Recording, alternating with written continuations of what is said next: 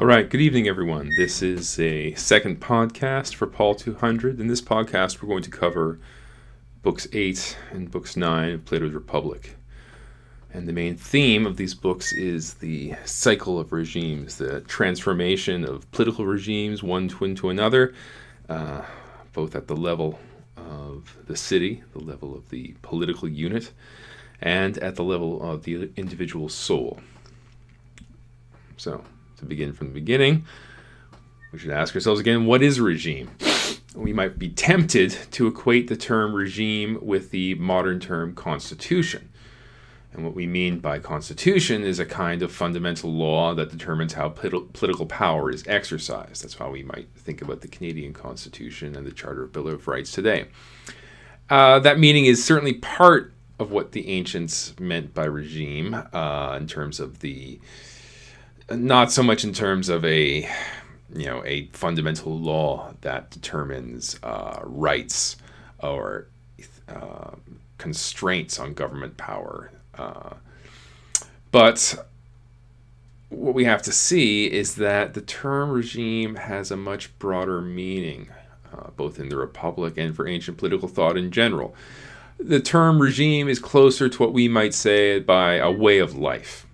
Because in answering the question about a society, what is the regime, what is its regime, we reveal what a given society is dedicated to.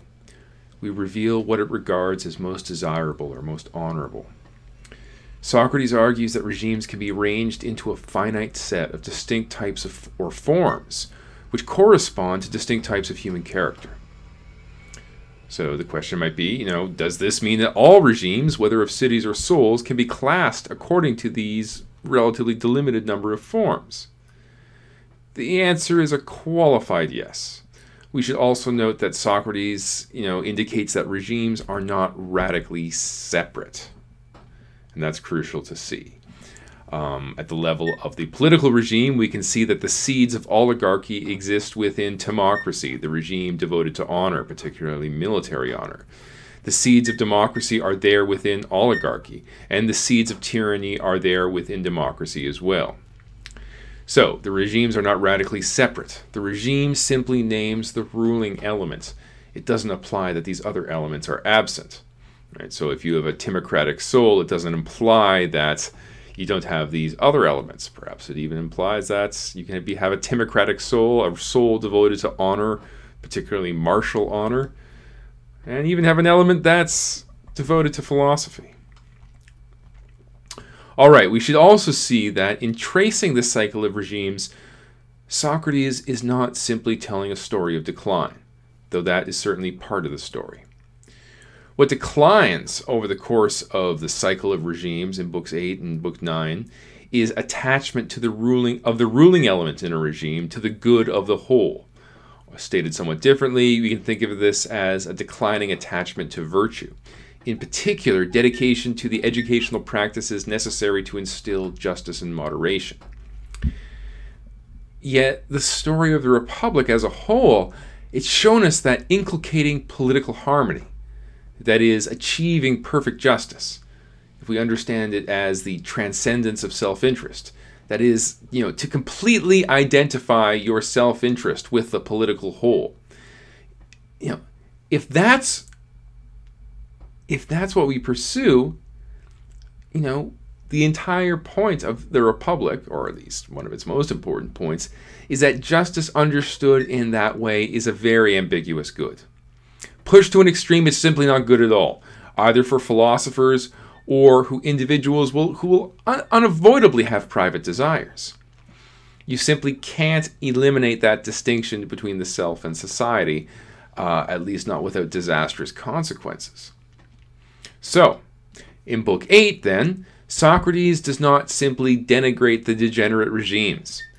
Instead, at least this is what I think is happening, he points out that a moderate course is possible, whether for oligarchic or for democratic regimes. And the reason for this is simple. Regimes that do not attempt to inculcate belief in a ruthless fashion, that is, regimes unlike the City and Speech, which have defective propaganda ministries, right? Regimes, in other words, that leave individuals at least somewhat free within the cave of the social existence, those regimes will be more open to philosophical life. Yet, those regimes must be reminded that while perfect justice and perfect harmony, and thus perfectly inculcated political virtue, are not desirable, some form of justice, that is political justice, some form of political harmony, and some form of political virtue must be established for political society to exist at all. So, Socrates teaches in the Republic that we have to moderate our desire for political justice. We have to moderate our desire for political perfection. But we also have to moderate the desires that make justice difficult or impossible.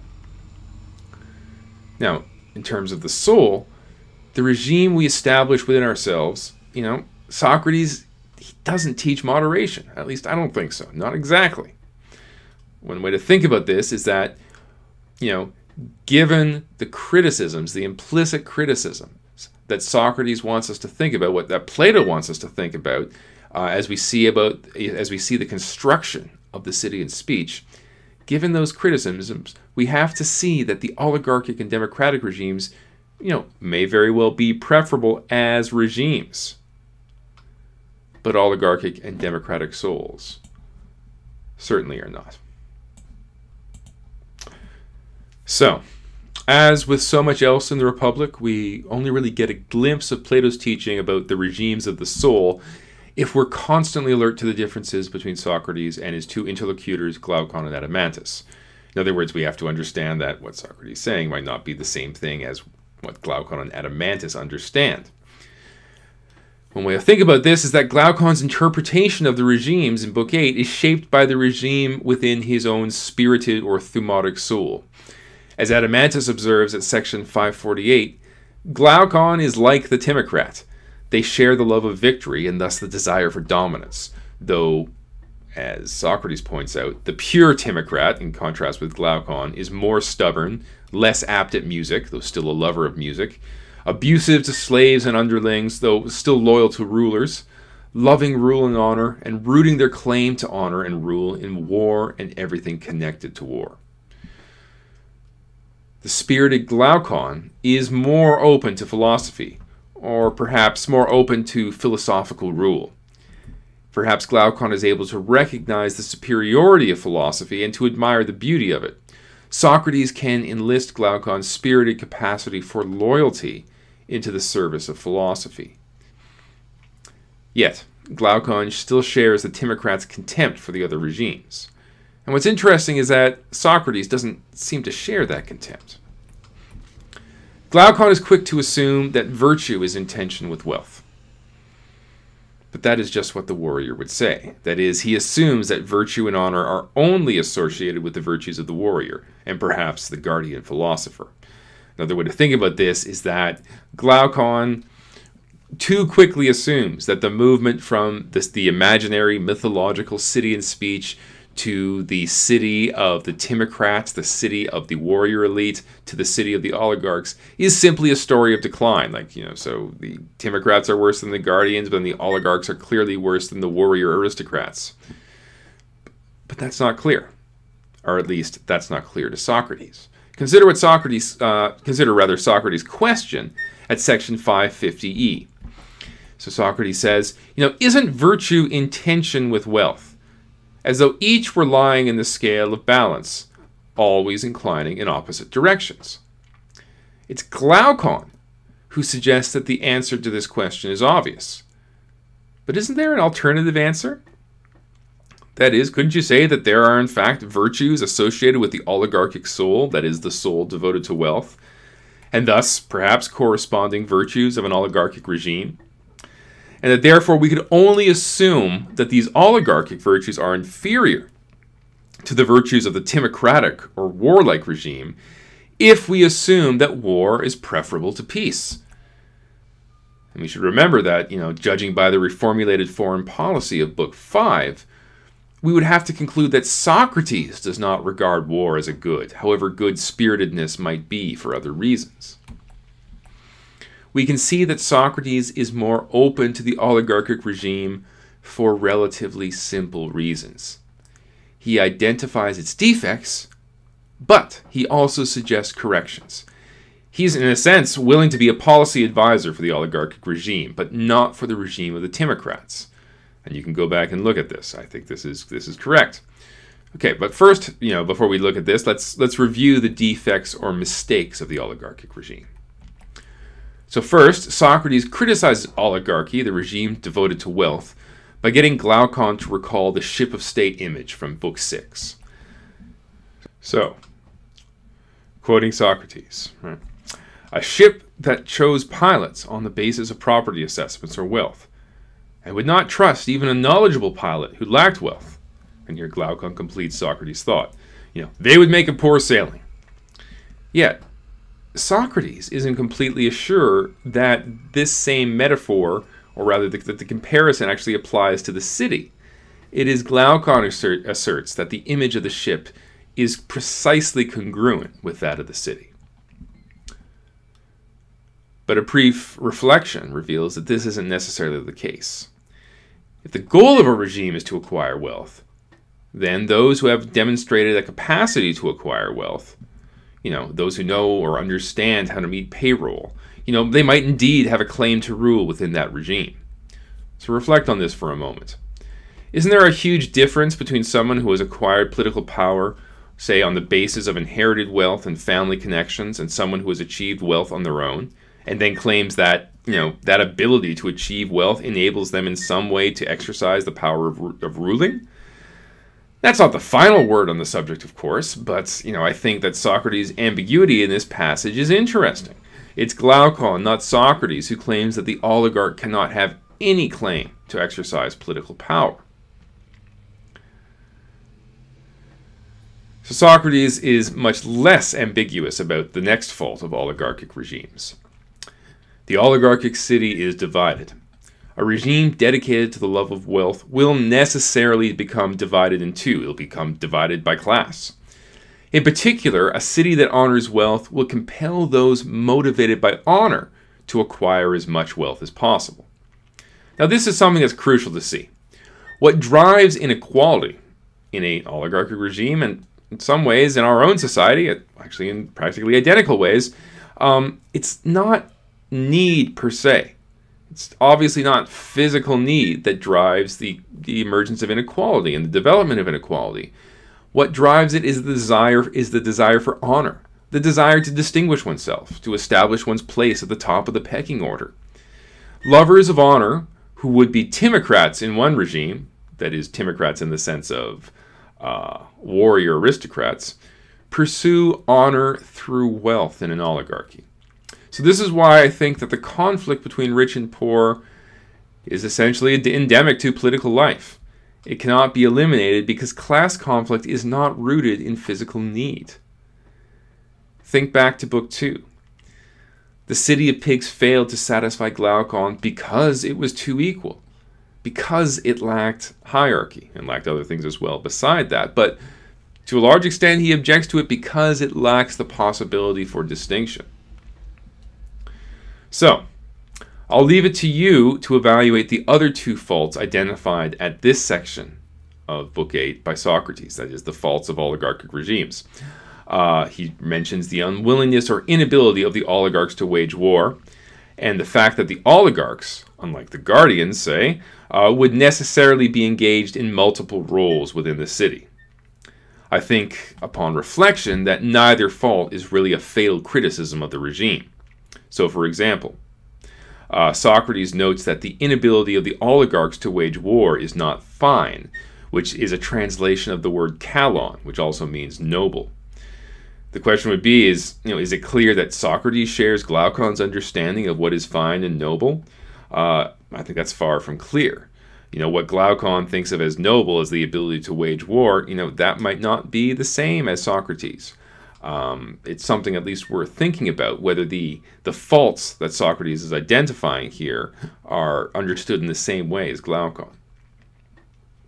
Now, Socrates admits that the oligarchy may be the first to admit the greatest of all of these evils. Oligarchy allows some individuals to fall through the cracks, to lose all they own, to be a part of society, to be connected to it in some way, but yet not really to be a part of it. And I think that this is, peculiarly a problem of modern democracies. For all the disadvantages of, say, a feudal system or even a caste system, or even a society where children tend to follow in the economic footsteps of their parents, a society of that kind eliminates the uncertainty and the restlessness and anxiety of the modern democratic soul, which must determine its fate for itself. I'm not endorsing feudalism or a caste society in any way, shape, or form. I'm just pointing out that there are reasons why, or rather there are some advantages to those kinds of systems. And what's worth thinking about is that, for better or worse, a kind of caste system is reemerging. And the real problem will be in our society is that there's not enough places in the upper and middle caste to satisfy everyone. So anyway, that's really just an aside. So, according to Socrates, thinking now about the man who is without a place within the city, Socrates suggests that such a man is like a drone. A disease of the hive is a word that he uses. A part of the social collective that does not contribute to the whole. Now, describing someone as a drone, you might think, well, it's kind of an excessively harsh description of the downtrodden, but in fact, it's a point that people make all the time, even today. Poverty hurts the poor. And poverty, understood in relative terms, of course, can obviously lead to lawlessness. Socrates leaves open the question of whether this is the only source of evil. Now, what's interesting is that this is the particular evil that Socrates chooses to address when offering advice to the oligarchic city. So in other words, he's identified all these other faults, but it's this fault that Socrates chooses to address. So, let's pause here to note the significance of the drone image, right? The comparison of the individual who's fallen through the cracks and a drone, as this is imagery that's going to reappear throughout books 8 and 9. What is a drone? The internet tells me that a drone is a male bee who does no work within the hive except to fertilize the queen. So, at this stage in the argument, Socrates seems to be suggesting that those who find no place within a social order will of course still be motivated by desire. And at least for some, this will include the desire for honor. Now, this led me to reflect on a somewhat related problem, the relationship between drug dealers, drug gangs, and what Plato calls thumos, or spiritedness. Now, this is what led me to reflect on this. You might have heard of the book Freakonomics. I think it's also a podcast. And the authors of Freakonomics, or rather someone who they reported on, not the authors themselves, they investigated an interesting phenomenon, or an interesting question. They asked the question, why is it, that street-level drug dealers work as drug dealers at all when, after study, it can be shown that, the amount of money they make is probably less than that of someone working minimum wage at McDonald's. There's an economic answer to this question. And the answer is that they're hoping for a big payoff. They hope that by working their way up through the drug gang, eventually they're going to reach the point where they're going to make a huge amount of money. I think there's a different dimension to this, though. I think that the willingness to work in a drug gang is connected to the desire for honor and the desire for self-transcendence, or the desire for transcending a kind of meek selfishness or fear, right? It's the desire of the spirited to show their ability to overcome fear, to confront the dangers of physical confrontation. And of course, spiritedness is also connected to the inability to tame and subordinate yourself so that you become a suitable McDonald's employee. So people, and perhaps some young men usually, but certainly not exclusively, so people opt for a life of crime over the entry-level job at Tim Hortons for the same reason that Glaucon objected to the city of pigs. They desire a certain kind of honor. They desire a certain kind of victory, even if it's a victory over their own fear of violence or a victory over their own fear of imprisonment. They want an opportunity to display their spirit-derived courage and establish a certain kind of claim for respect. Certainly not one that's respected by society as a whole, but would definitely be respected by many around them. So if you want to investigate this further, I invite you to watch the now classic television show The Wire, which provides an excellent illustration of the conflict between bourgeois virtues and spiritedness in the drug trade. But if you want to know more about that, you can also ask me what I'm thinking there. At any rate, Socrates uses the imagery of drones to describe individuals who have become detached from their social role. They don't fit within the one person, one job model. But of course, they still maintain their desire, whether it's physical or spiritual. We'll try to trace, as much as we can, the progress of drone imagery as the rest of the section and book progresses. So, Socrates offers specific advice on how oligarchs can counteract the greatest evil faced by their society, the dislocated and impoverished individuals created by oligarchy. The other evils, the fact that oligarchic regimes tend to be ruled by oligarchs, the fact that those regimes are adverse to war, and the fact that the oligarchs lead divided lives, those evils apparently are not worthy of real concern. It raises the question whether they're really evils at all, or only evils from the perspective of the Timocrat or quasi-Timocrat Glaucon. All right, well, what policy advice does Socrates offer? At 556b, Socrates offers what I've called an anarchist solution to the oligarch's dilemma. He says you should refrain from enforcing contracts, and then oligarchs will be forced to concern themselves with virtue. So this, as I mentioned in class, is probably not intended as a serious political proposal, but it is intended to illustrate the specific problems of oligarchy, a society devoted to the acquisition of wealth. Oligarchic or capitalist societies generate the problem of individualism. That is, they generate this tendency to withdraw from the public sphere, a tendency to think only about the welfare of one's own family, which can eventually turn into concern solely with oneself, as opposed to thinking about what is required to ensure the continued existence of a society that's primarily devoted to wealth. So, as is clear in Socrates' description of the birth of the oligarchic soul at 553c, the soul of the oligarch, or rather the oligarchic soul, is private. To be concerned with wealth is to no longer care about honor, but this carries with it the erroneous belief that one can live apart from society. So, while the main fault of the Citian speech is that it subordinates the private to the public fully and completely, the main fault of the oligarchic soul is that it tends to neglect the political realm in favor of the private. The true oligarch, the person with the oligarchic soul, might be someone who uses her internet fortune to live in complete anonymity on a private island.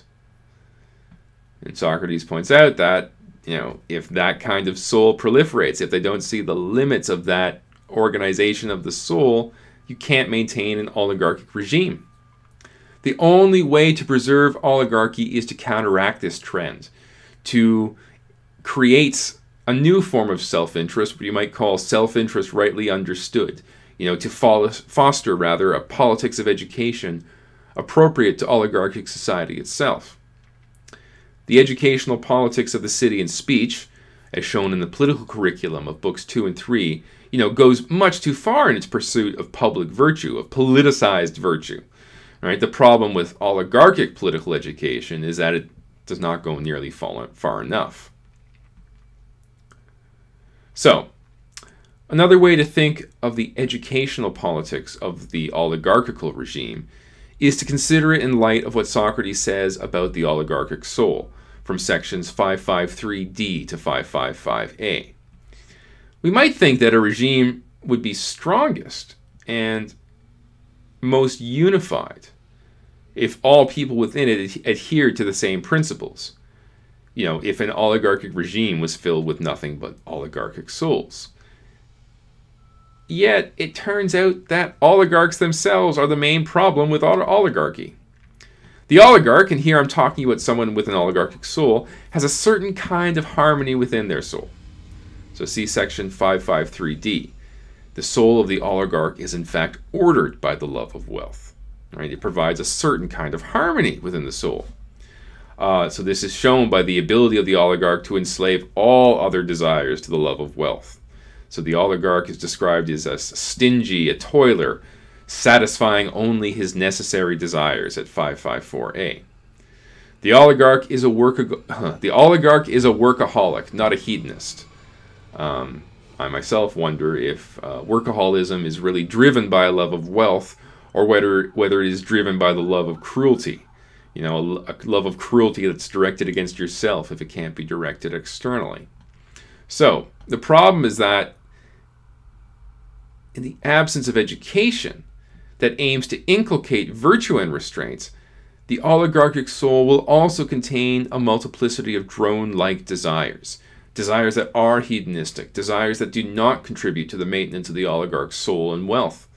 The oligarch constrains desire out of, quote, general diligence, but in the absence of constraint or necessity, that is, when they're no longer in the public eye, the oligarch no longer constrains those desires, or rather, it's more difficult to constrain those desires. This is the essential problem with the oligarchic soul. He reveals the tension between virtue and desire within himself. He only has what you might call a utilitarian conception of justice.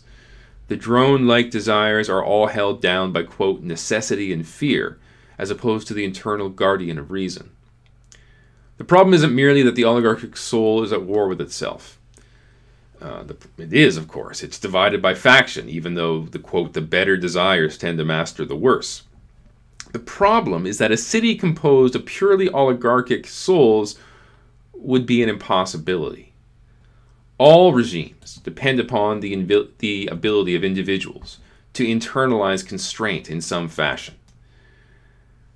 Now, we can keep in mind the fact that an oligarchic regime will not be constituted by oligarchic souls alone. But the seeds of disunity and lawlessness are present in the oligarchic soul, and they will split the regime apart unless they are prevented from growing. So, whereas Socrates seemed to suggest in Book 4 that ordinary politics was useless. That is, he suggested that unless you have inculcated virtue perfectly, unless you have created a true class of guardians, the attempt to constrain vice through law will be impossible. So remember that. In this section, right, Socrates suggests that oligarchic regimes should aim to internalize virtue and restraint in some fashion. The politics of education can aim at a lower goal. It can succeed. It can achieve something in an imperfect regime. That's what Socrates seems to suggest here. So, if it's only oligarchic, the society devoted to wealth will dig its own grave.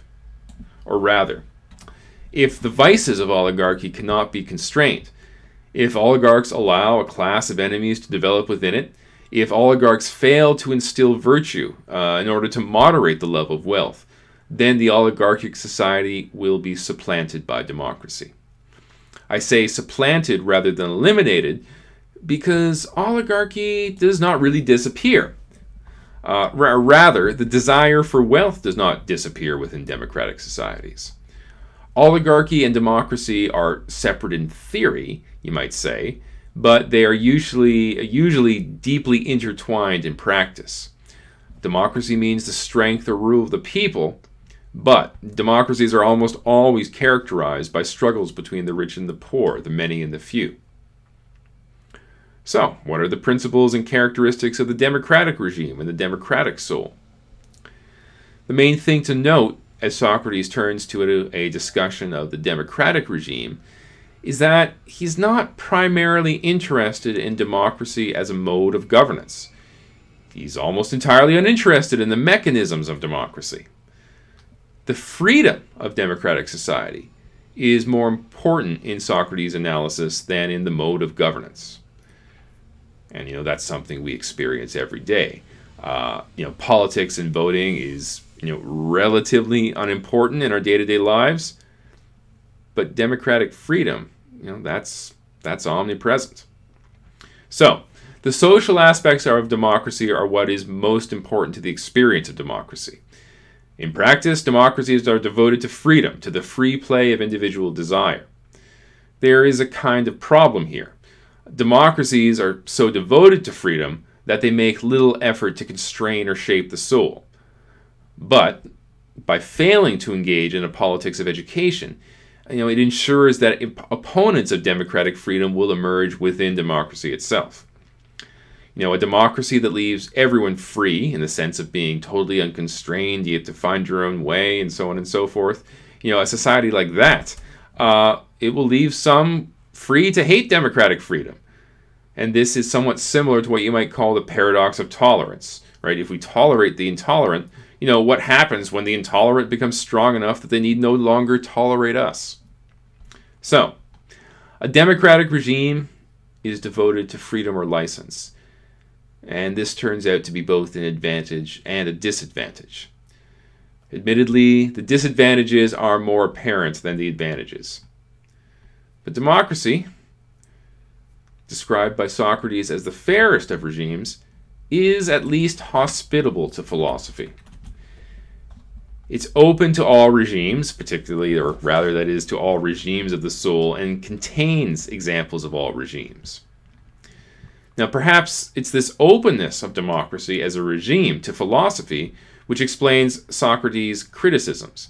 Perhaps Socrates wishes this type of regime to be particularly aware of its defects so that it can avoid disintegration. A regime in which individuals are free to choose their way of life will also be a regime where philosophers can, of course, choose to be philosophers. But here's the problem. The absence of compulsion and education in democratic regimes extends, to every aspect of life. The compulsion is under assault in democratic regimes devoted to freedom, wherever it might exist. There is no compulsion to rule, even for those who are competent. No compulsion to comport with the city on questions of war and peace. That might seem advantageous from the perspective of the philosopher, but it's, of course, unclear whether this is beneficial politically. In general, I would say that this section on democracy is, it's a kind of inverted image of the city in speech. So whereas the city in speech praised, or rather their discussion of the city of speech praised the value of political unity and only implied the problem that political unity poses for philosophy and private life, the discussion of the democratic regime emphasizes the political defects of democracy while implying its openness to philosophy. Consider, for instance, the irony-laden discussion of compassion for convicted criminals in a democratic regime. Quote, this is Socrates speaking. Isn't the gentleness towards some of the condemned exquisite? Or in such a regime, haven't you yet seen men who have been sentenced to death or exile, nonetheless staying and carrying on right in the middle of things, and, as though no one cared or saw, stalking the land like a hero? So, these are words spoken by a man who will eventually be condemned to death by the Athenian democracy, a fact which would seem to undermine his argument about the openness and freedom of democratic regimes, were it not for the case that Socrates had in fact been allowed to live as a philosopher for 3/4 of a century almost within democratic Athens.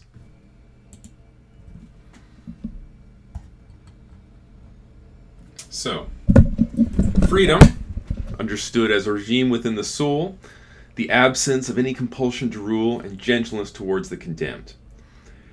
All three of these democratic characteristics are problematic from the perspective of political unity, but all have certain advantages for the philosophical life. The key political problem for democratic regimes is, according to Socrates, the simple fact that they contain no preparatory education for political power. Being well disposed towards the multitude is the only virtue that counts. So it's this final device of democratic regime that it's something that seems to have no corresponding virtue from the perspective of the philosopher. So, as with the creation of drones in oligarchy, the demagoguery of democratic political leaders simply has no redeeming features. Now, having outlined some of the main features of the democratic regime or way of life, Socrates turns to the democratic soul, which turns out to be both less and more admirable than the oligarchic soul, though mostly less admirable. As always, we must remember that Socrates isn't claiming that everyone within a democratic regime will have a democratic soul, though certainly such souls will tend to flourish if not predominate. So how exactly does the democratic soul emerge? Well, it has to do with the relationship between necessary and unnecessary desires, which were mentioned earlier in the discussion of the oligarch. While the oligarchic bourgeois citizen holds down the unnecessary desires, mostly on account of fear and compulsion, the democratic soul tends to treat all desires equally. If you can, imagine something like the difference between the striving entrepreneurial parent who has to, sacrifice everything for their family, for their career, and then they end up raising the decadent trust fund kid. So that's something like the difference between the oligarchic and the democratic soul.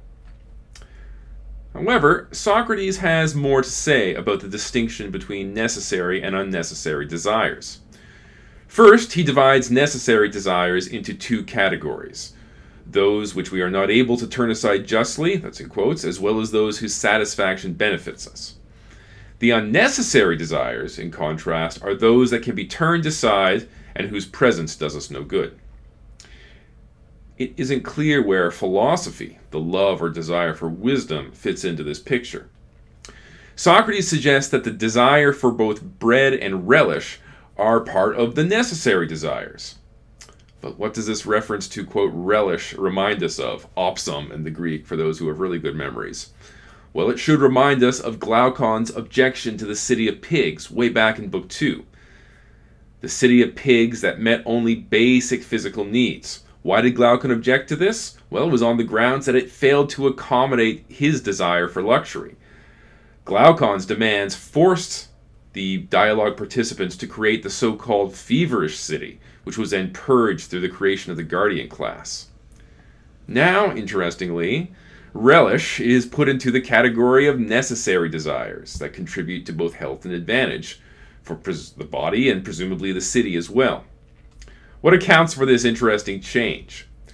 The answer, I suspect, is that Socrates wants to admit that the desires of the spirit and the desires of reason are, of course, natural and perhaps unavoidable, perhaps as unavoidable as the desires of the body. The problem is that it is, of course, more difficult to indulge those desires in a lot of ways, certainly to reconcile them, even if they are natural. Consider what Socrates says about the unnecessary desires at 559b.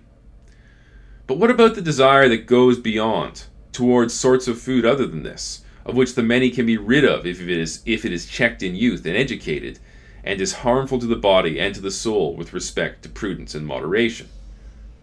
Wouldn't it rightly be called unnecessary? So, what's he talking about here? On one level, it seems easy enough. There are some desires that we do need to indulge in order to survive. And there are desires that either provide no advantage or cause actual harm. They are unnecessary. Think of it this way. Do you really need to take that extra hit of the crack pipe, or is it an unnecessary desire? You probably don't. Now, the problem is that philosophy does not fit neatly into either category. On the one hand, we can see why the love of wisdom, while not strictly necessary, may provide benefit. Indeed, it might provide the greatest benefit of all. Yet, as Plato has shown throughout the book, the practice of philosophy, the practice of free inquiry into the nature of the universe and man's place within it, that can easily cause harm to prudence and moderation, especially as those virtues are conventionally understood.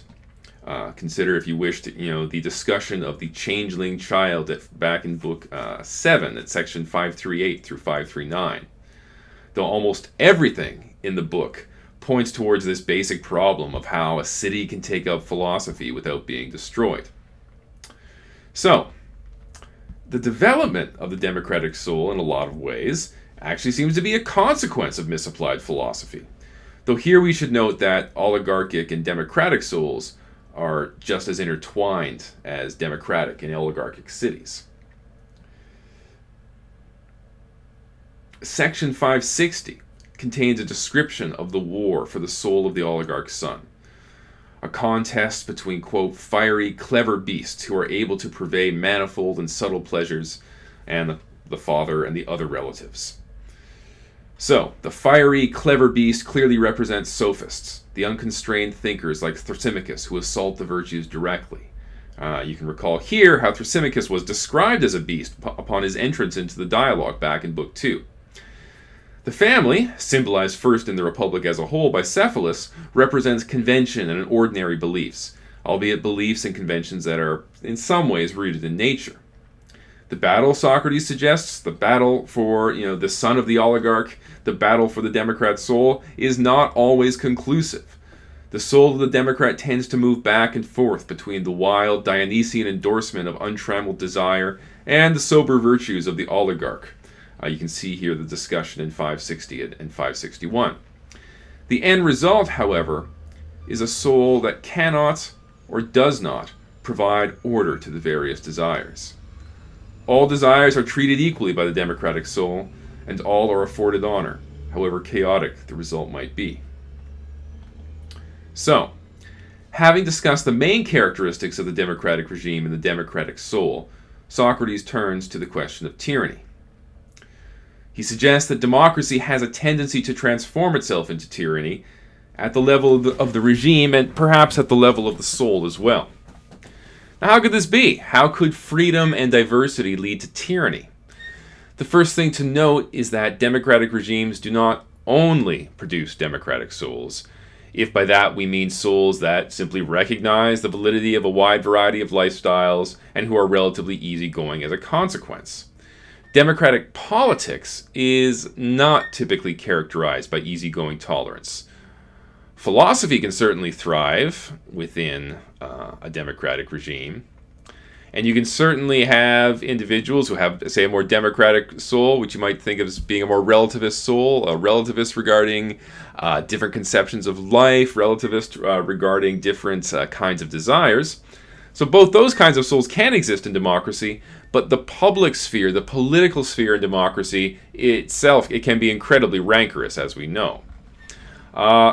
This is easy enough to understand. It's easy enough to understand why political conflict would particularly characterize democratic regimes. A free or democratic regime does not attempt to put a single stamp on the soul.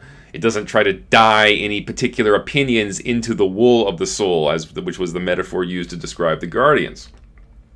So as a consequence, the full natural variations of types, different regimes of the soul, tend to emerge and develop within democratic regimes. Differences are going to emerge if you leave people to be free, particularly political differences. And it seems to me that there is a definite tendency for people to hate or at least despise those who have very different orderings of the soul. Consider here Glaucon's arrogant disdain for the oligarchs from a few pages back. Freedom tends to produce political conflict.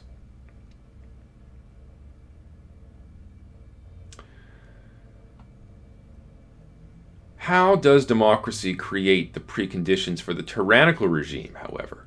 A regime where the good of the ruler is completely separated from the common good. The complete opposite of the Guardians regime, though obviously bad, but for very different reasons from the regime of the Guardians.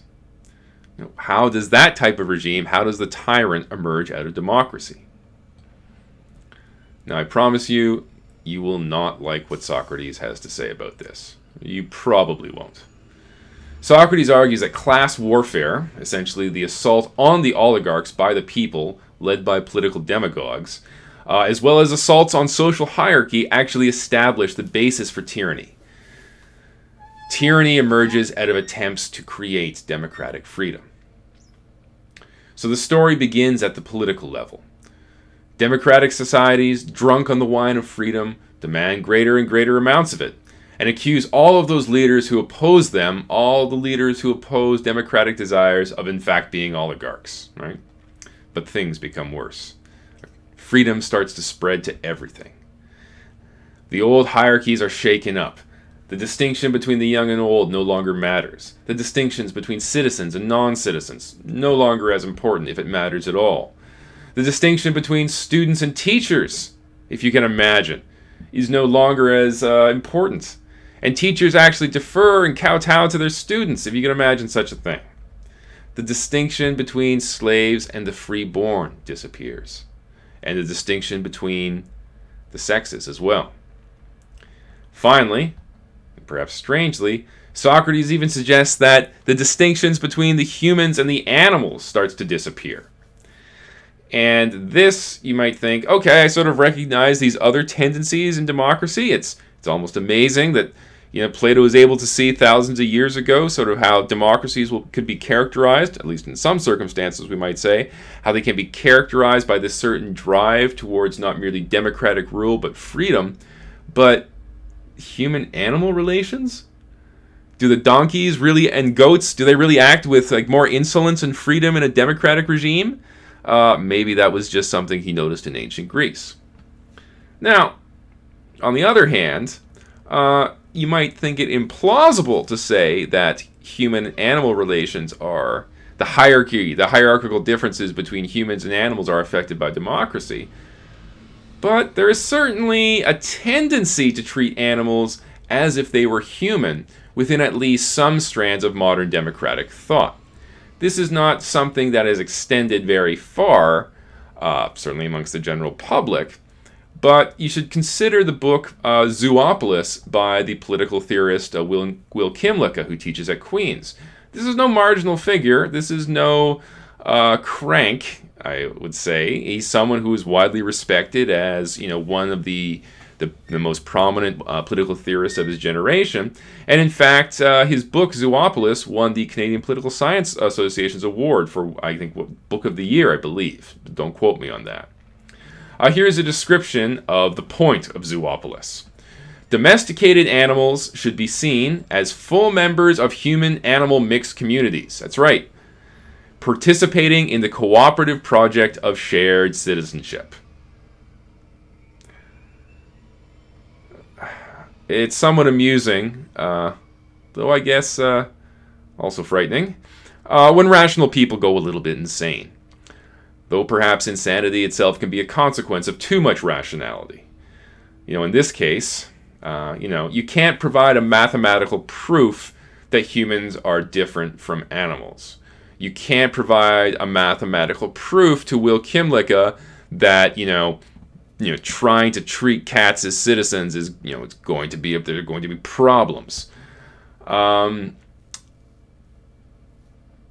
Perhaps the problem is simply too much rationality, right? Again, this assumption that if you cannot provide this absolutely certain, absolutely clear distinction between the human and the animal, then dogs and cats just have to be considered part of a shared political project, to quote the book. Now, really, to do full justice to this kind of excessive rationalism, you'd have to write a play like Aristophanes, and you could call it The Animals, I guess. But at any rate, so just to explain that section, Plato was really on to something when he suggested that democratic freedom, extends to human-animal relations. And this, in fact, is going to be pretty important, because this is the problem with democracy. It assaults all kinds of distinctions that may be imperfect, but are nevertheless necessary. Okay, but let's think about this democratic assault on hierarchy, which Socrates says is actually laying the groundwork for tyranny. If we think about these various assaults on hierarchy, we might well ask, how exactly do they create the path to tyranny? Don't these various aspects of what we might call private hierarchies, right? Social injustice, we might say. The hierarchy, the division between master and slave, or in Greek society, the relationship between husband and wife. Are these private relations not tyrannical in themselves? Aren't these hierarchies worthy of being disrupted? Hasn't Socrates himself explained that regardless of the differences that might exist between men and women, patriarchal subordination, as existed in Greece, is utterly unjustified? Well, the problem is that whatever justification might exist for attacking some conventions of a given regime, democracy, as Socrates suggests, has a tendency to become drunk on freedom. It attacks not only certain conventions, but convention itself. Law, nomos. We should always keep in mind that the Greek word for convention, almost like custom, is the same word for law. Let's leave it at it's the word for convention and custom are very closely tied. Now, democracy, in being open to philosophy, it also opens itself to a certain kind of sophistry. The kind of thinking, to think back to the image of the cave, democracy opens itself up to a kind of thinking that allows you to partially transcend the conventions of the social cave. It allows you to partially transcend the cave, to see the shadows of the wall, the conventions of political life as shadows. But perhaps your ability to do that, to see that, well, we can't actually provide a mathematically precise formula, a mathematical proof that shows us why humans are distinct from animals. Just to give one example, maybe you can see that there are problems with convention, but you're not able to rise to the level of wisdom. So democracy has this tendency to attack the forms of convention on the grounds that these forms are not absolutely necessary, and they're not. Stated differently, the freedom of democratic society allows some to see that the goods sanctified by convention, the forms of convention, are not vouchsafed by the gods.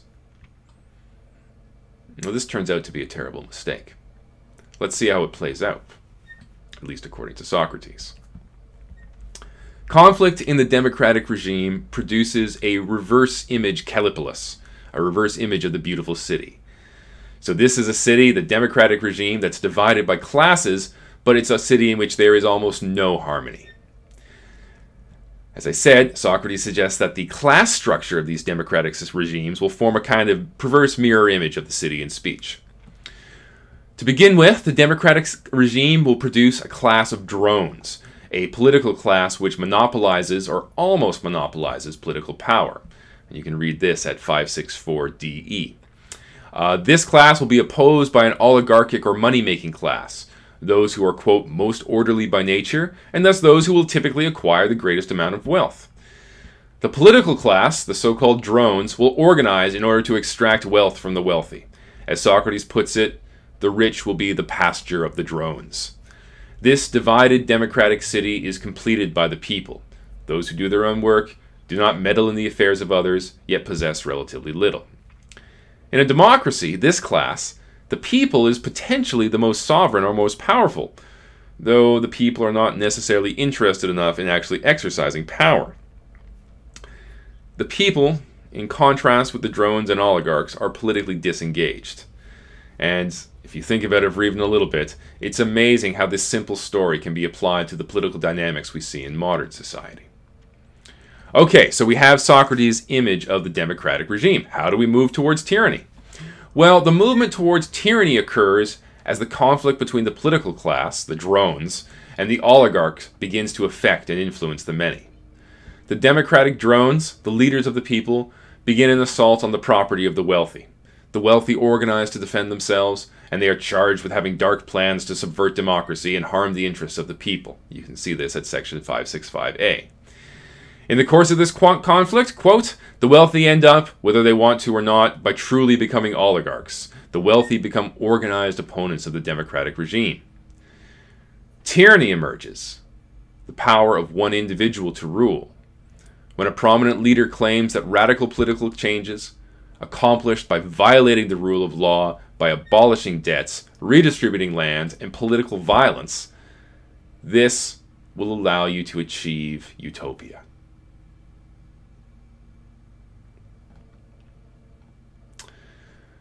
So let's try to review a little bit of what Socrates has said about the cycle of regimes.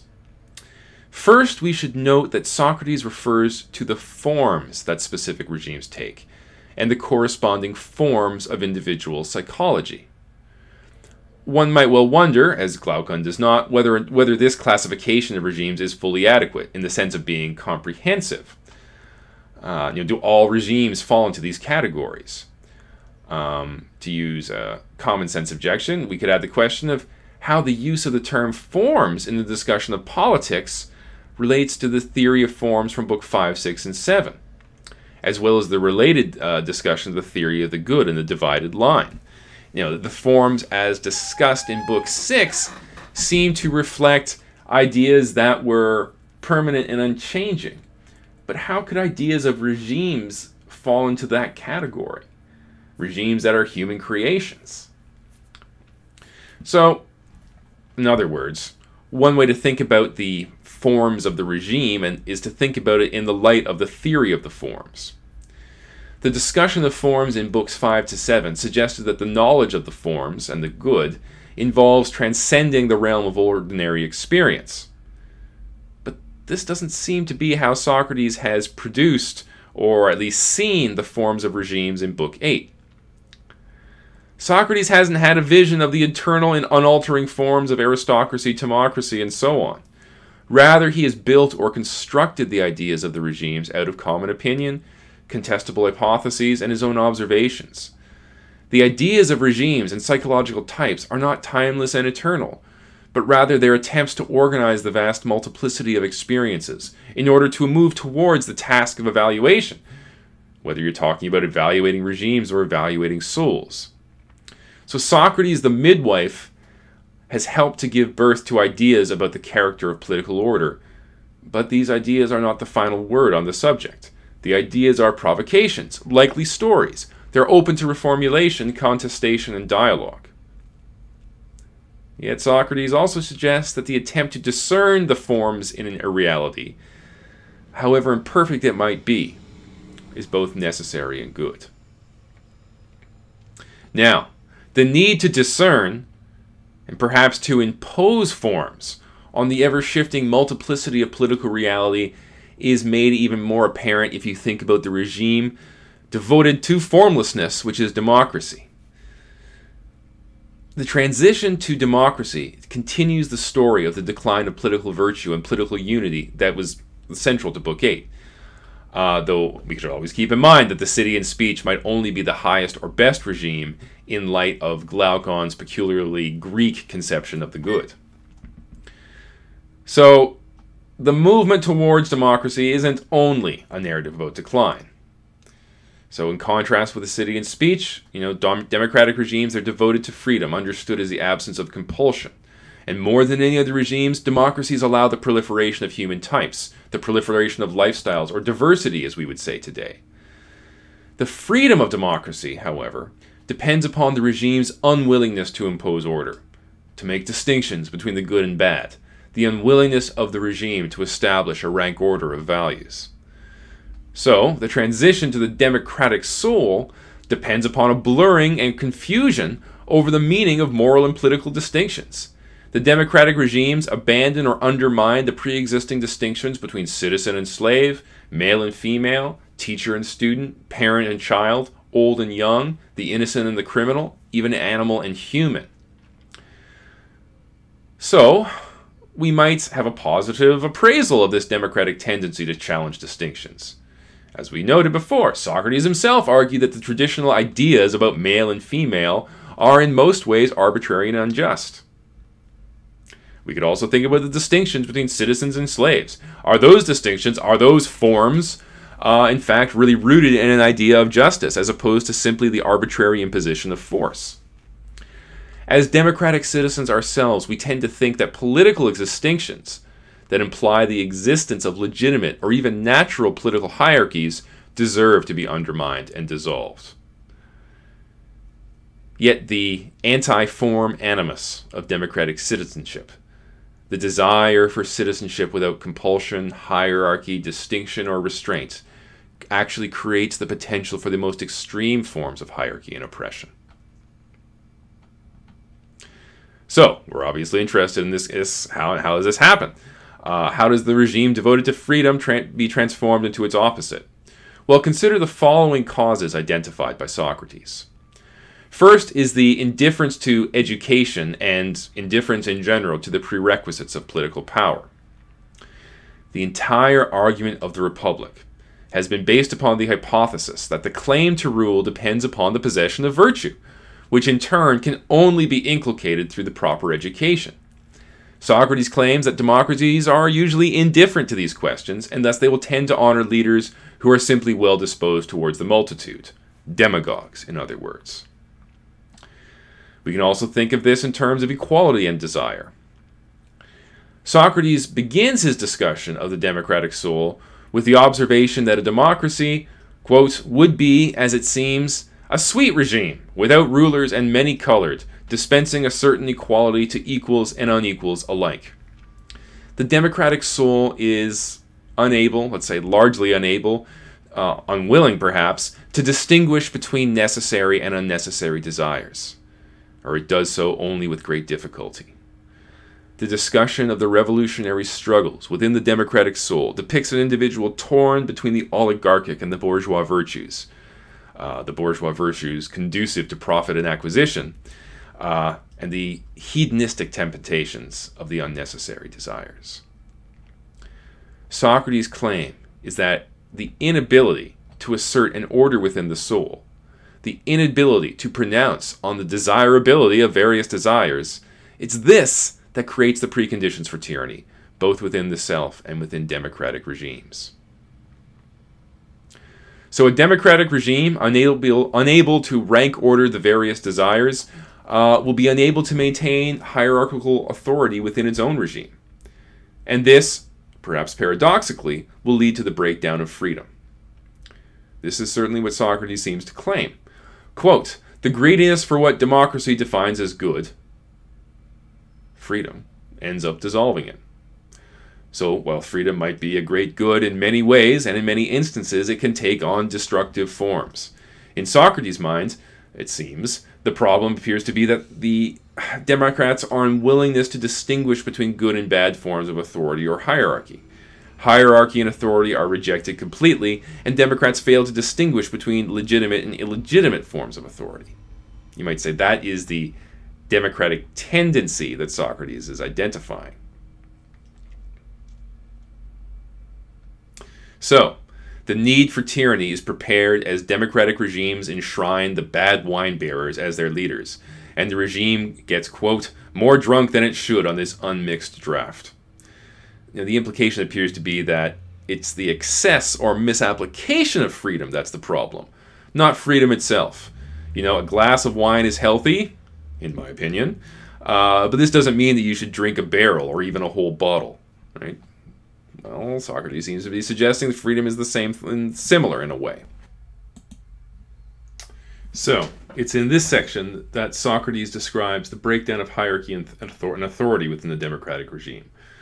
The rulers behave like the ruled, anarchy filters down to the private houses, into the beasts, and so on.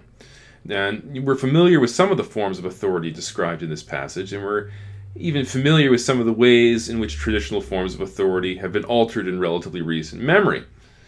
And again, we're likely to appraise all of these changes in somewhat different ways. Almost no one will challenge the ways in which freedom-loving societies have broken down the distinctions between citizens and slaves, say, or between men and women. The situation becomes somewhat more ambiguous regarding the relationship between parents and children. But, again, Socrates claims that this creates the ground for tyranny. And we can see how this occurs by thinking of the next two examples. The breakdown of the distinction between the human and the animal, and the breakdown in the distinction between the lawful and the unlawful. We often assert that human relationships should be democratized, that human relationships should be based upon freedom and equality. But what about the relationships between humans and animals? Is it actually the case that the distinction between human and animal tends to break down in societies devoted to freedom? Adeimantus claims to have experienced this at section 563, but is it something we experience? I think we might approach this from a so-called animal rights perspective. That animals will be treated with the respect and dignity that they deserve, if only we refrain from the old hierarchical conceptions that have governed humans and animals in the past. Of course, such concern with animal rights is far from universal in democratic societies, yet it's certainly the case that an increasing number of individuals think that the principles of freedom and equality, the goods that dominate democratic society, point towards, say, veganism as an ethical conclusion. I'm not sure how we'll respond to vegetable rights activists. I guess we'll see. So, Socrates is not certain that the breakdown of this particular hierarchy, the decay of the formal distinctions between human and animal, will have the results that vegans anticipate. What if the only result is to treat human beings like animals? Insofar as the distinction between the human and the non-human is based upon the ability of human beings to live under law, it's not surprising that the final distinction to collapse under the weight of democratic freedom is the distinction between the lawful and the unlawful. Socrates even suggests that this sums up all of the various ways in which democratic regimes undermine or eliminate pre-existing distinctions. Now, one way to think about this is just to note that when you consider the effects of democratic freedom as a whole, we see that the consequences are in some curious way parallel to the city and speech, which was of course not guided by the good of freedom, but by the good of political unity and harmony. Distinctions between the sexes are attenuated, if not eliminated. The relationships within families become disordered or rearranged, and the distinction between the human and animal becomes eliminated, along with the rule of law and custom. To hammer the point home, Socrates also observes that the democratic regime is similar to the city and speech by virtue of its tripartite class structure, the oligarchs, the drones, and the people corresponding to the guardians, the auxiliaries, and the money-making class. So the democratic regime, by making freedom alone its good, has prepared the way for tyranny. But tyranny is going to emerge out of class conflict within that regime. The decline of democracy into tyranny is not so very different from the decline of oligarchy. The emergence of a class of individuals, the so-called drones, who lack wealth and power, but who have no lack of ambition, contest with the oligarchs for power within that regime. The essential difference is that within a democracy, the drone class is able to achieve power, and they proceed immediately to treat the oligarchs as their pasture. The people are potentially the most powerful force in the democratic regime, but they are politically apathetic, and perhaps more importantly, easily manipulated or bribed. The drone class maintains the support of the people through the redistribution of wealth, and the oligarchs organize in order to protect their interests. So, politics in the democratic city turns into a struggle between the wealthy, the poor, and the leaders of the poor. Tyranny emerges once the leader, or leaders of the people, no longer think that political struggle should be contained by the boundaries of law. So, as in the earlier discussion, the breakdown of legality is connected by Socrates to the general breakdown of hierarchies and distinctions that occur within democracies. The tyrant is compared to a cannibal, that is, someone who does not respect the distinction between human and animal at 565e. And so this helps to explain what Socrates sees as the political significance, the ultimate potential significance of the democratic assault on hierarchies and distinctions. So the tyrant is beyond good and evil, supported by the people who hope to benefit from the tyranny. So what are the characteristics of the tyrannical regime? We don't have to dwell too long on the specifics of the tyrannical regime that emerges, except to note its typical characteristics.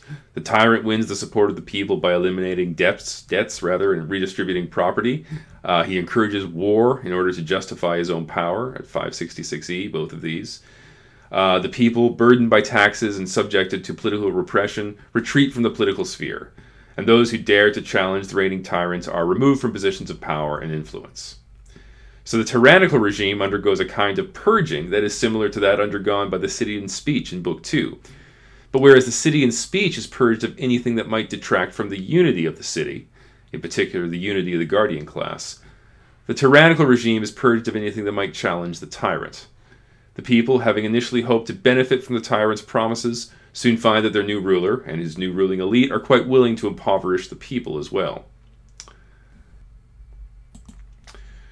So, it's important to remember, the ultimate purpose of this analysis of the various regimes.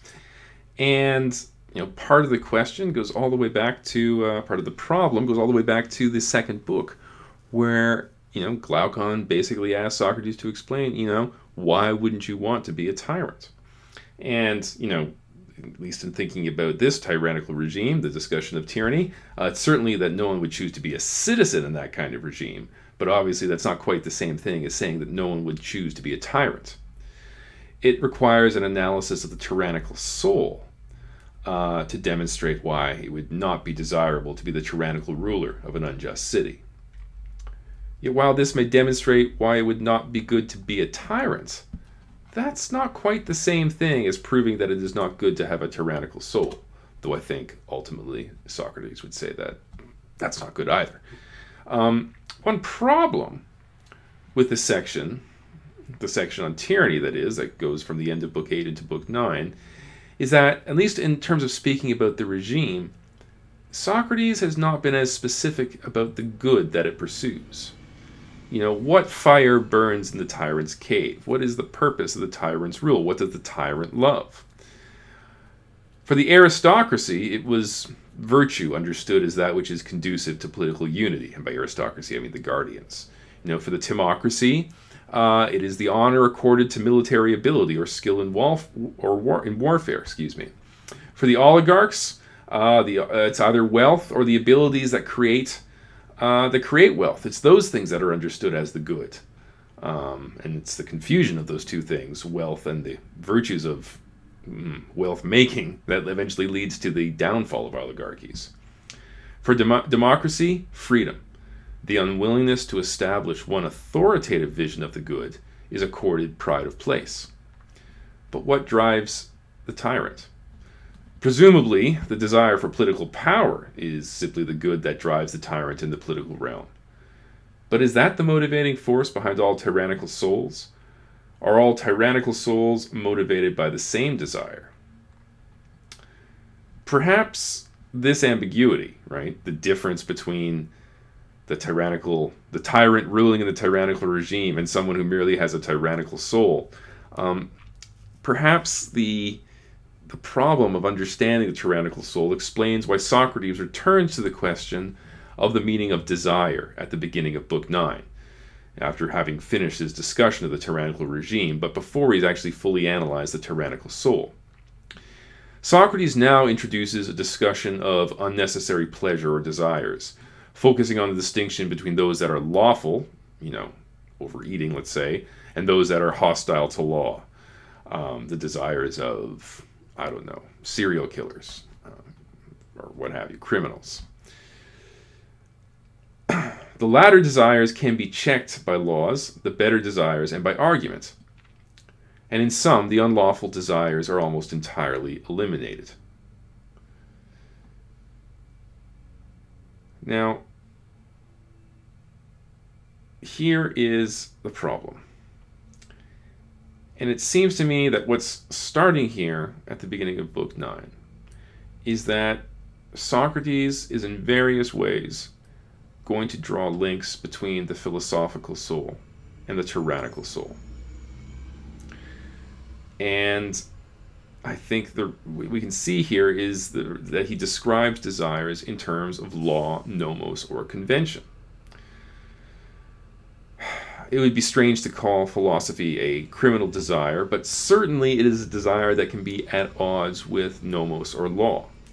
Always keeping in mind that that word, of course, encompasses convention. It seems to me that one of the troubling implications of Socrates' discussion of the tyrannical soul in Book 9 is that philosophy can experience, for various reasons, philosophy will be experienced as a kind of tyranny within the soul. So the notion then that the philosopher is simply the just person, or that the philosopher necessarily or readily or easily experiences harmony within the soul, that I think is misleading. And I think it's going to emerge as we look closer at Socrates' analysis of the tyrannical soul. So, tyranny is surely at odds with law and convention. At the individual level, the emergence of the tyrannical soul involves the removal of all lawful or conventional constraints on desire. So human desire is, of course, a strange thing. If unconstrained by law, it would take on perverse and ugly forms. Even the best of us have dreams that reveal that the unconscious mind harbors depraved desires. And that's the point Socrates makes at section 571 BD. Of course, this begs the question of whether conventional constraints on desire are actually good or merely necessary. Perhaps they are not even necessary. However, the key to the tyrannical soul is not merely the belief that desire should not be constrained by law and convention. Those who wish to corrupt the democrat's son also, quote, implant some love in him, a great winged drone, to be the leader of the idle desires that insist on all available resources being distributed to them, end quote, 572e. So, the tyrannical soul is not characterized simply by a parade of desires. It seems as if it's characterized by the dominance of one key desire, which is pursued to the point of madness, unconstrained by either law or the virtue of moderation. This is true single-mindedness, something which Socrates seemed to be praising earlier in his discussion of the oligarchic soul. But what is this one desire? What is the great winged drone? Perhaps the drone is simply desire personified. So in other words, it could be any kind of desire, right? Perhaps it could, you could be tyrannized by a desire for a drug. In the way a drug addict, we would say, well, we can understand that as, there are parts of his soul that are being neglected, parts that are being abused, but there's this one dominating desire which ends up ruling the person's actions, their life, their choices. And in that sense, it's tyrannical. But there are different ways in which single desires can tyrannize the soul. So the subsequent section seems to confirm this claim, or the claim I've made, that the drone is desire personified. Perhaps the tyrannical soul aims to gratify all desires, as is the case of the democratic soul, but the only difference, or the crucial difference, is that the tyrant is unconstrained by law. But the description of the liberation of tyrannical desire once again brings out the troubling similarities between tyrannical desire and philosophical desire. And this is at section 574 and 575. Those opinions he held long ago in childhood about fine and base things, the opinions accounted just, are mastered by the opinions newly released from slavery, now acting as love's bodyguard and conquering along with it. These are the opinions that were formerly released as dream and sleep within, still under laws and a father. There was a democratic regime in him. But once a tyranny was established by love, what he had rarely been in dreams, he became continuously while awake. The discussion in this section of being awakened, or even more directly, the discussion of being released, brings to mind the image of the cave, the experience of being liberated from the convention and laws of the father, which can create a potential for both philosophy and for tyranny.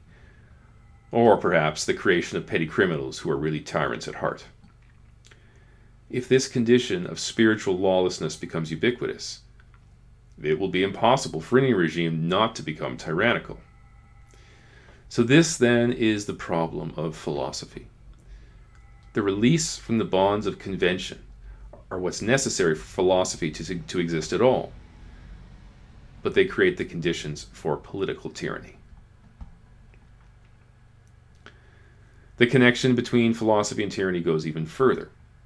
Having gone through other characteristics of the tyrant, Glaucon is quick to condemn the tyrannical regime as inferior to the kingly regime. And I think he's reminding us here that there can be, it can be difficult sometimes to distinguish between a king and a tyrant, as other philosophers would sometimes acknowledge.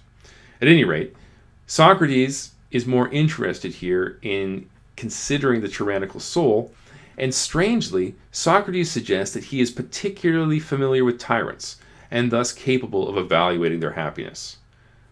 I don't think this is literally true, but it may be true in the sense that the experience of philosophy is in some ways similar to the experience of tyranny. Consider the following. Socrates describes the tyrannical soul as one that is divided between its ruling desires and the desires that have been enslaved, presumably the desires that have been subordinated to the one ruling desire. The oppression that exists in a tyrannical city is experienced as division within the tyrannical soul.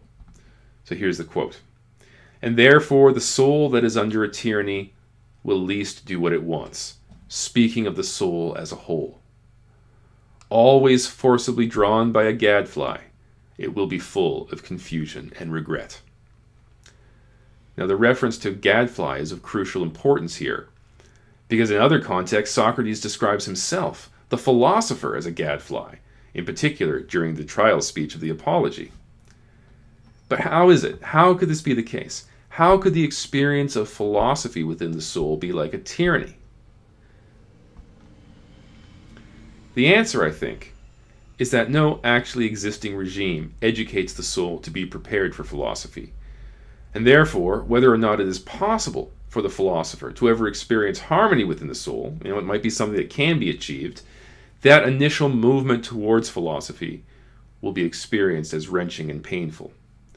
The love of knowledge, if it comes to rule within a soul, will be at odds with the desires and beliefs that have been inculcated through education, socialization, and perhaps even the desires that are rooted in human nature itself.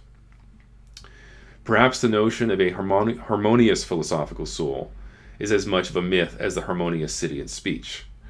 Or rather, perhaps, as Socrates said, the quickest way to gain a harmonious soul, perhaps not the only way, but the quickest way, is to establish a philosophical kingship within the soul.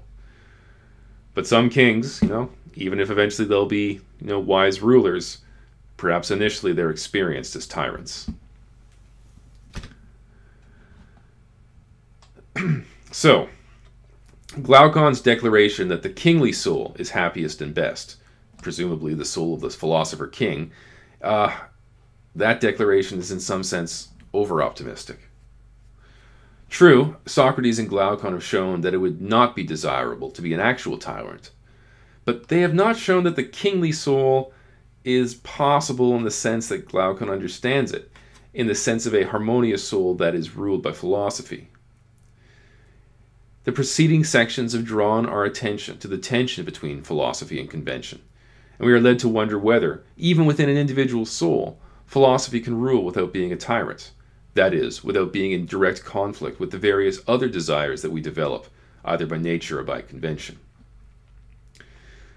The difficulty of achieving harmony amongst the various desires becomes even more apparent in the subsequent section of Book 9, where Socrates introduces a new image of the soul and the character of human desire.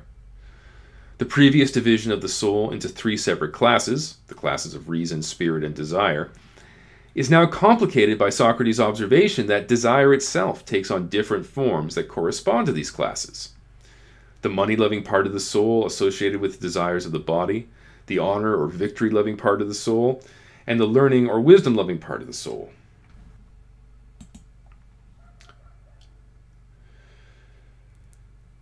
Socrates suggests that the lover of learning, having experience of all the various forms of pleasure, will be the best able to judge which is superior, and therefore best able to choose which life is most choice-worthy. This may seem somewhat absurd. Workers, warriors, and management consultants all have to learn various things. They experience learning, even if they are primarily motivated by the pleasures of the body or honor, until we see that Socrates and Glaucon are equating the love of wisdom here with the perception of being. Having experienced all forms of pleasure, the lover of wisdom or learning is best positioned to evaluate and rank the various types of pleasure. The choice of wisdom as the best form of pleasure is the most credible, as it's based upon the broadest experience. Socrates concludes, of the three pleasures, the most pleasant would belong to that part of the soul with which we learn, and the man among us in whom this part rules has the most pleasant life. Now, to me, this argument seems more than a little absurd, and surely Socrates is aware of it, as the defense of the pleasure of the philosophical life is at least somewhat at odds with the presentation of philosophy in the cave, as well as Socrates' indirect hints that philosophy can be experienced as a kind of tyranny within the soul.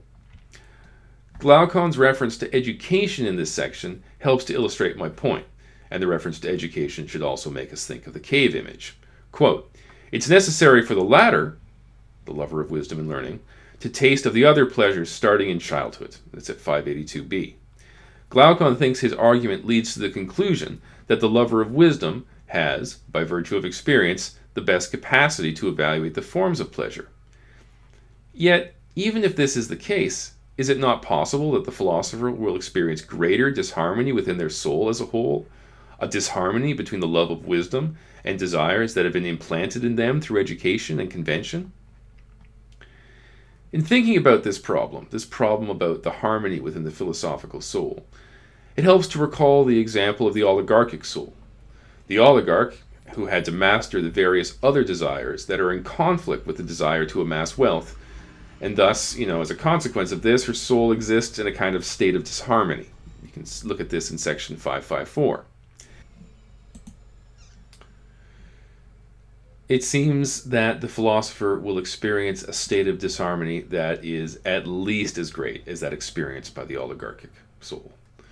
After all, no existing regime has structured an educational program that will harmonize the emotions with the requirements of philosophy. All actually existing regimes attempt to direct potential philosophers towards, quote, socially useful functions, on the one person, one job standard of justice. So, just as the notion of the harmonious city is at least somewhat mythological, or rather the harmonious city is completely mythological, the notion that the experience of philosophy will be harmonious and thus pleasant in the ordinary sense must be considered a myth as well. Just as the city in speech would require all people over the age of 10 to be expelled, the philosopher's soul would have to expel all desires and inclinations that have been inculcated through conventional education. Is that even possible? Or must even the philosopher king rule within the soul like a tyrant? So, that philosophy does not bring pleasure in any simple sense does not mean that it isn't desirable, of course. It may be desirable even if Socrates is only hinting at the ways in which the experience of philosophy, for all of us raised in the cave, will initially create disharmony within the soul. The problem of harmony within the soul becomes even more evident as Socrates introduces a new image of the soul in order to provide a final response to Glaucon's claim that the best life would be to combine perfect injustice with a reputation for perfect injustice. So this new image of the soul begins at 588b.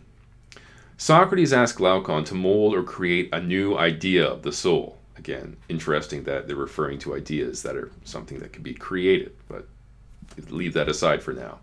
So, create a new idea of the soul, Glaucon. Instead of 3 classes in a city, this new image of the soul is that of a human, a lion, and a hydra, chained together within each individual soul. The part of our soul which experiences physical desire is now referred to as a hydra, a multi-headed dragon-like monster whose heads regrow if they are cut off. The lion represents what was previously described as the spirited class of the soul, and it is only reason that is represented by a human being. Such an image, I think, is meant to bring out the radically discordant nature of human desire. The different types of desires that human beings experience are not easily reconciled, or even easily compared. Thus, even if there is a way in which the pleasures of reason and knowledge are superior to the pleasures of honor in the body, this new image of the tripartite soul raises the question of whether we can even convince ourselves about the proper hierarchy of pleasure within the soul, and thus the best way of life to pursue. If the parts of our soul are so different, how easy will it be to make them, quote, friends with each other, from section 589b. But, assuming that harmony can be achieved between the human, lion, and hydra-like elements of the soul, how would such a person regard justice? It is the case that most acts of injustice come from disordered desires. Theft, for instance, is probably only really a temptation for those who regard wealth as a vital thing, which Socrates suggests at 589e. But what then about justice as a ruling relationship, both within souls and between individuals? Socrates here reaffirms the notion that justice within the soul requires a hierarchical relationship between its main parts or classes, or, in terms of this new image, the human must find some way to tame the bestial. It is blameworthy for the spirited part of the soul to be overly lion-like, or to be overly weak. and it should not be subordinated to the love of wealth. Similarly, Socrates thinks it's blameworthy for the rational part of the soul to be subordinated to the needs of the body, as is the case regarding all forms of technical knowledge that merely serve physical needs. Again, we can see the connection to justice in these examples. Uncontrolled spirit, rage, or anger is obviously a source of unjust acts, and this can be even more severe if spirit is enslaved to the desire for wealth. But now it seems that Socrates is going to give us a final exam on the relationship between justice in the soul and justice in the city. So, keep in mind that in this quote I'm about to read to you, Socrates is talking about the person who is dominated by spirit or by the desire for wealth, including those who possess a technical knowledge. So, in order that such a man be ruled by something similar to what rules the best man, don't we say that he must be the slave of that best man who has the divine rule in himself? It's not that we suppose the slave must be ruled to his own detriment, as Thrasymachus supposed about the ruled, but that it's better for all to be ruled by what is divine and prudent, especially when one has it as his own within himself, but, if not, set over one from outside, so that insofar as possible all will be alike, piloted by the same thing. Now, our response to this question will depend upon how we have read the Republic as a whole. If we read the City and Speech as an actual political proposal, then we might say that it is justified on the grounds that it makes the rule of reason possible. Yet the supposedly rational society of the City and Speech would not only be impossible because of the extreme demands that it places on human nature, it would be undesirable because it would make philosophy impossible. Again, the perfect unity of the City and Speech can and should be opposed by both the ordinary citizen and the unusual philosopher. Yet, is there a sense in which Socrates does really think that reason should rule society, both in the sense of encouraging the growth of philosophy and allowing the non-philosophical to be governed by reason as something set over one from outside? This is a possibility, and it's certainly not at odds with the claim that the City and Speech is not intended as a genuine political proposal. Socrates may have in mind political proposals that are very different from the City and Speech, particularly in regards to education. So, for instance, consider Socrates' statement regarding how the education of children can establish the rule of reason. Children will be set free until we establish a regime in them as in a city, and until, having cared for the best part in them, with the like in ourselves, we establish a similar guardian and ruler in them to take our place. Is it possible that a regime... that quotes from section 590e to 591a. Now, is it possible that a regime could be constructed that would actually promote the rule of reason within the soul, as opposed to the city of the guardians, which only aims to promote the false goods of political power and complete social unity? This may be the real utopian proposal in Plato's political theory, a society or city in which the love of wisdom, as opposed to merely political goods such as political unity, honor, wealth, or freedom, is the actual goal of education. The question is, what kind of politics could establish a space for philosophy? Socrates' discussion of what is necessary for the rule of reason within individuals, such as the recognition that punishment is necessary to tame licentiousness, a disdain for all studies that are not related to the love of knowledge or preparation for the pursuit of knowledge, disdain for conventional notions of health, wealth, and honor, all of that seems to have anti-political implications, as even Glaucon recognizes. As Glaucon says, if it's that he cares about, he won't be willing to mind the political things. But Socrates' response is crucial as well. Yes, the philosopher who wants to care for the order of his own soul must care for the political things, because not every political order will provide a space for philosophy. To quote Socrates, perhaps a pattern is laid up for the man who wants to see and found a city within himself on the basis of what he sees. It doesn't make any difference whether it is or will be somewhere, for he would mind the things of this city alone and of no other. At the very least, even if philosophers are not attached to the imaginary goods of their fatherland, they must confront the tyrannical alternatives to convention that are implicit in pseudo-philosophers such as Thrasymachus. The decline of tradition creates a space for those who reject conventional justice, but are still attracted to conventional things: money, power, honor, and so on. Genuine Socratic political education, the kind demonstrated in the dialogue as a whole, not just the political education of the city and speech, aims to free individuals from the constraints of convention, while at the same time reaffirming the need for convention, or, to tell the truth, the need for noble or medicinal lies. But medicinal lies, not necessarily the specific lies of Book 3, the lies that are used to promote nationalism and political hierarchy. Medicinal lies are judged by the truths that they serve. First, that philosophy is the highest or best form of life. Secondly, that philosophers should seek political power, or more ambiguously, that they should seek to rule, in order to avoid being ruled by those who are worse. And finally, the rule of philosophy, though not the same as the city and speech, will still be compatible with the common good in some sense. Socrates returns to the cave to rule over his fellow thinkers, the sophists like Thrasymachus, who, by threatening convention, threaten themselves and even threaten philosophy. So Socrates returns to rule over them, but also to rule over belief, to craft new opinions about the meaning of philosophy and the nature of reality that will, perhaps, make the city more amenable to philosophical guidance. So in that sense, Socrates aims to be a post-Homeric vortex of history. Book 10, it seems to me, illustrates some of the noble lies that are necessary to create a city, or a society, or even a civilization that will be compatible with both the rule of philosophers and the common good and the happiness of non-philosophers.